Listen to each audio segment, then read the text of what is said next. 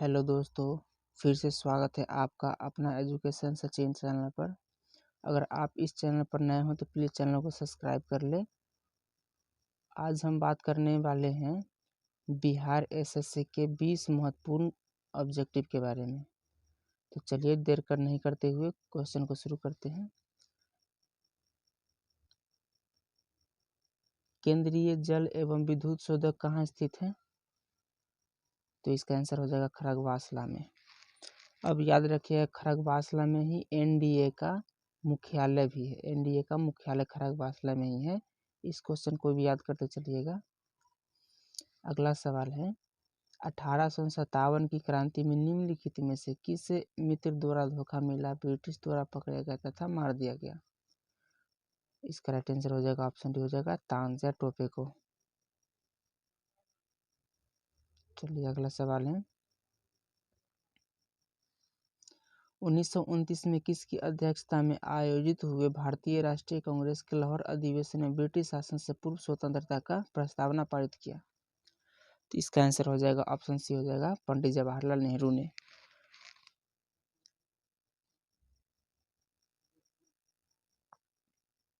अगला सवाल है राज्य के नीति निर्देशक के तत्व के कौन सा सिद्धांत महात्मा गांधी से जुड़ा हुआ है?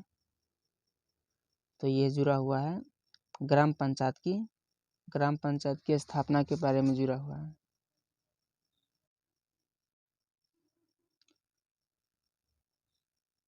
अगला सवाल है हड़प्पा सभ्यता संबंधित है। हड़प्पा सभ्यता जो है किससे संबंधित है? तो इसका राइट आंसर हो जाएगा कांस्य युग से है।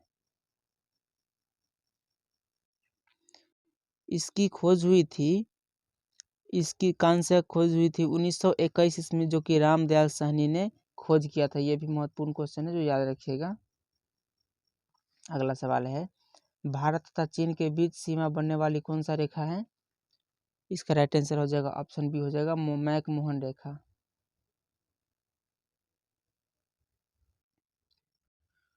अगर इस चैनल को अभी तक सब्सक्राइब नहीं किए हैं तो प्लीज़ चैनल को सब्सक्राइब कर लें।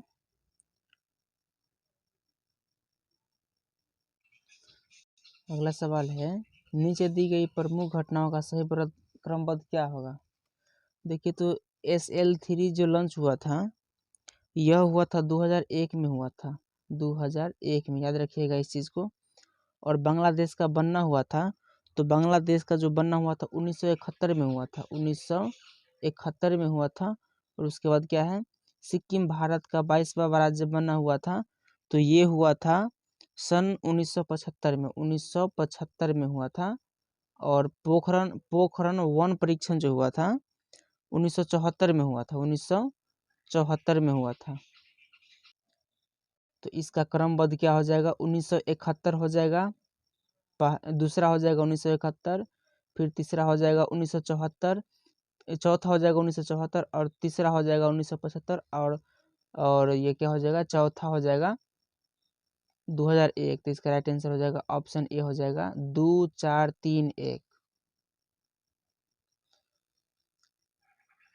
चलिए सवाल है निम्नलिखित में से किन देशों के बीच के समूह को भूमध्य रेखा गुजरती है?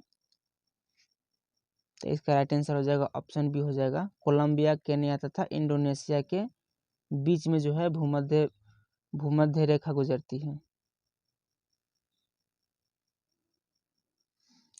चीनी यात्री हेन सान ने किस भारत का भ्रमण किया था? इसका राइट आंसर हो जाएगा ऑप्शन सी हो जाएगा हर्षवर्धन के शासनकाल में किया था।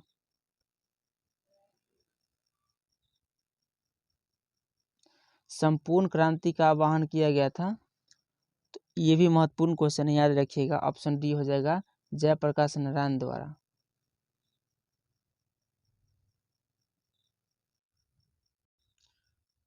चलिए अगला सवाल है विंग्स ऑफ फायर के लेखक कौन थे? तो विंग्स ऑफ फायर के लेखक APJ अब्दुल कलाम हो जाएगा। ऑप्शन ए हो जाएगा। अगला सवाल है भाखड़ा नांगल बांध स्थित है तो किसके बीच स्थित है? तो इसका आंसर हो जाएगा सतलुज नदी पर। और सतलुज नदी को भारत का पहला बांध परियोजना भी कहा जाता है। चलिए अगला सवाल है 13 नंबर। कलहन द्वारा रचित राजतरंगिणी में वर्णन है। इसका राइट आंसर हो जाएगा कश्मीर के इतिहास को बताया जाता है। ऑप्शन बी हो जाएगा कश्मीर के इतिहास। अगला सवाल है राजा राम मोहन राय संस्थापक थे, तो यह पूछा जा रहा है कि किसके संस्थापक थे, तो ये ब्रह्म समाज के संस्थापक थे। ऑप्शन हो जाएगा बी ब्रह्म समाज के संस्थापक। और आर्य समाज के संस्थापक थे उनका नाम था स्वामी दयानंद सरस्वती।